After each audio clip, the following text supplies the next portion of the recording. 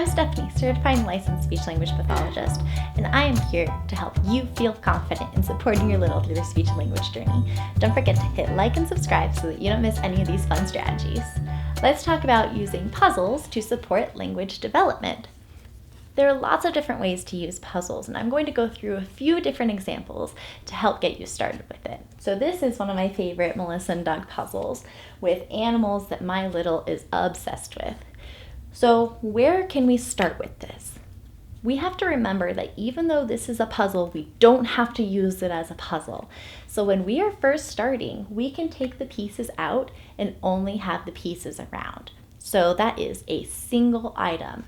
Having all of this can be a lot for our littles. So when we're first starting, we can take out just one piece and we can have the woo elephant. And this thing can stomp, stomp, stomp, stomp, stomp. And we can do lots of stories and imaginary play with this little piece. And we can start with the sound effects because that's typically where a little's language starts. They're able to get sound effects a lot easier. So we can start with that sound effect or the sign and the sign. And then we can move on to elephant. Then we can start having a bunch of them out. So we can pull all the pieces out. We can start having imaginary stories while your little probably can't join in on the story part, but they can tell you the different things. If you mix them around, they're going to tell you, oh, the elephant went over here, the elephant over there, but they're going to tell you in their own way. So they might just go, woo, and then over there, woo. So we can just start there. Then, as we grow and are able to get to the puzzle stage, what we can do is provide the puzzle in our little. The first stage that they go through physically is being able to remove them. So we might just dump it. When they dump the puzzle, you have the chance to model a fun sound. So we can go whoosh. Now our little is going to start mimicking us because that is how they learn. So every time we can start growing that deliberate communication, them going whoosh is them telling you, I'm dumping the puzzle, whoosh.